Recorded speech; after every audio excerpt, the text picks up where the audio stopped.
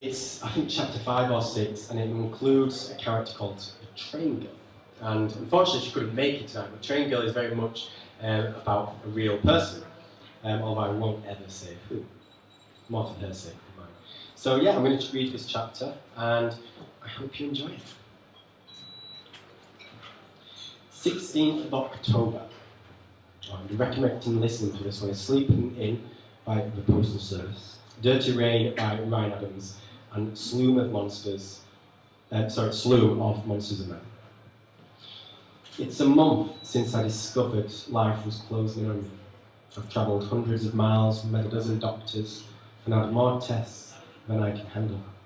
So much could have been done, but so little has. I know no more now than I did back then, and it's this that frustrates me above everything. The encounter with Danny hurt, and I've heard nothing since. Not that I've tried to call it. After going through so much together, it's hard to accept that this is the end. Deep down, I always thought we had a second coming, how one day we'd cross paths and pick up effortlessly where we left off. I'd be ready and mature and no longer fighting her ways. The time without each other would simply vanish. Maybe this was silly, crazy little idea, but to end without so much of a hug, a goodbye, a good luck. I returned home that night empty and cold, intending to write, to confess, to unload, only I couldn't. For hours I stared at the page with pen in hand, but no ink was lost. There was a time I would lose myself in my writing, when life became too hard. With words, you can alter an ending. You can transform pain into happiness, sorrow into love. Not this time. I suppose I know now better than ever that life isn't perfect. Sometimes things simply end. We had our time, but it's now in the past. Clinging to what was is futile. Danny is now a memory, nothing more, apparently, just like my writing. I must move on, but I'm not. Each day is the same, stay and fight. Leaving means giving up, there's still hope, etc., etc. And as night approaches, my pain remains, scared and torn and teetering on the edge. There's still hope, said Ethan just yesterday afternoon. I swear, if you mention hope again, I'm going to end it here and now. What is this so-called hope you speak of, Ethan? Because so far, from the various tests and meetings I've had, there seems to be little of it. He didn't look away. Can't just give up. There's treatments and, yeah, I know all about the treatments and meds, I said, gritting my teeth. The steroids and anticonvulsants, the chemo and radiotherapy, and various chemicals they want to pump into me, the carbamazepine and lamotrigine and levotricatem. Sorry.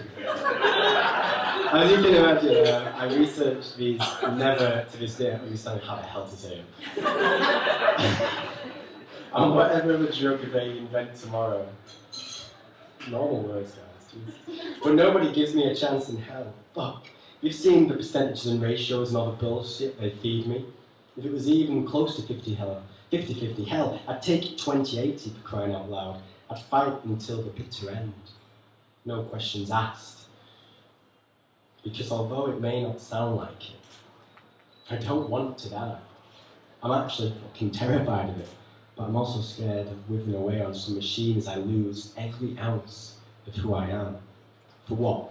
A few extra months? A year? What hope are we talking about here? Dropping his gaze, he nodded. Slow, defeated nods of the head. It pains me to see those I love go through this agony with me, but theirs is different to mine. Maybe they can cling to hope and faith, but as a throbbing headache devours me each morning, as it does right now, it's hard to see past the harsh reality of death. Grinding my teeth and balling my sheets into fists, I stare at the ceiling. The pills help, but they don't forgo the pain altogether. Nothing can take away the torch completely. It's a waiting game, sometimes of minutes, other times an hour. I don't know how long I've been staring at the ceiling, but my jaw aches and shoulders throb. Each new breath eases through the tumor giving in to the chemical whatever is roaming beneath my skin. Neither there, I say, and clenching my teeth. Neither there. Rolling over, I slide out of bed and hobble towards the bathroom, the soft carpet comforting my toes. Each footstep rattles my head, but in comparison to a few minutes ago, it's bliss. Still, I frame my forehead in my hands and stagger towards the sink, turning on the faucet as soon as I reach it and splashing my face with ice-cold water. Shit, I say, looking up into the mirror. I need a haircut. It's always been shaggy, but it usually rests neatly on top of my head, with only the occasional flip or curl hanging over my ears. Right now, it's a maze of curls that flop in all directions, but once rested neatly now hangs loose and heavy. The top of my head has become a jungle. The chaos doesn't stop there, but continues across my face. My once sunken eyes now hide beneath two dark, thick, semicircular lines. They rest ominously below, practically joining up with the near black eyebrows above those two in need of attention. Where the eye's core once had a sleek brown glimmer, it's now dark and eerie. Where there was once white is now a cloudy cream colour with streaks of red branching out in all directions. In the space of a month, I've become a stranger, and this is merely the beginning, as insomnia, stress, worry, and more devour me. If I'm not careful, death will take me long before I die. I've forgotten what fresh feels like. I go to bed tired and wake up exhausted. Night after night, I've tossed and turned as I think and think and think. I can't stop thinking, but I think about nothing. I simply think. Squeezing my eyes shut, I throw my hands on the sink as the tension in my forearm shakes. A surge of adrenaline consumes me, and I hate myself. This can't go on, I say. Just make a decision. My indecision imprisons me in purgatory, not only now, but my entire life. For 22 years, I've allowed one day after another to pass me by, living and waiting for tomorrow, for a good time, for the right time. But now, my end is near and I've achieved nothing. I want to be able to say I have no regrets, but I can't. I have many. I'm terrified of dying and I have nothing but them be the only thing left. I often consider a time before dying a perfect example of my indecisive ways. Returning home from a trip to London one Saturday night, I stood shivering on a platform, waiting for my final train to arrive. The wind swirled around the large open station, attacking every inch of exposed skin. But suddenly, from nowhere, I was warm. A girl stood beside me, a girl who would forever be termed train girl. In a white mat with black sleeves, she wrapped her arms around herself in the same manner I was, swaying from side to side, completely oblivious to my staring. I couldn't look away. As the train pulled in, I didn't notice. I locked on this swaying girl, and as the door slid open, she moved, breaking my daze and urging me to follow her into the warmth of the carriage. My cheeks tingled as I crossed from outside to in, but I no longer worried about the chill, only where this mysterious angel would sit. I would sit near her, I thought, desperate to discover who she was. She sat and I followed, sitting across from her as a plastic white table separated us. Come on, I encouraged myself, just speak to her.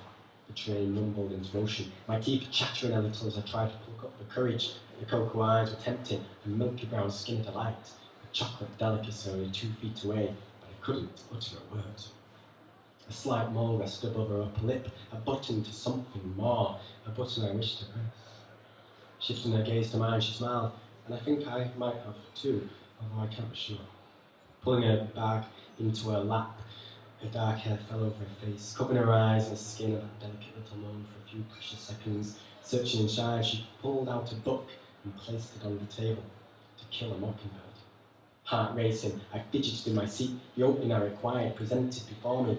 One of my favourite novels of all time. I could speak about Harper Lee for hours, but the train girl would prolong it for days. Come on, I urged. Talk to her. I should have said something then, but I didn't. One stop passed us by, then another. Continuing to fidget in my seat, I did everything but open my mouth.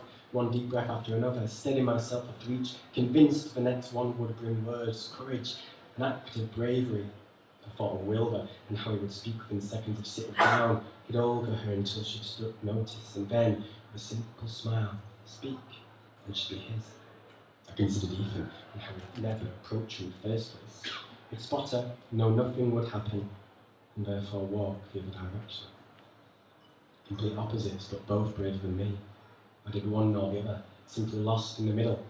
I could speak to her, and I could love her, but could usually manifests into what could have been.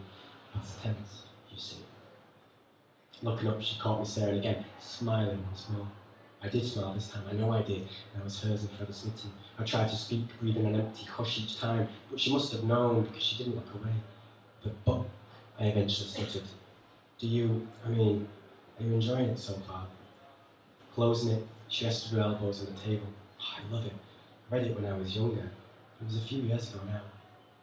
Like a Christmas tree can only come to life when lights are aglow and decorations all over, Train Girl transformed into something more glorious as soon as she spoke.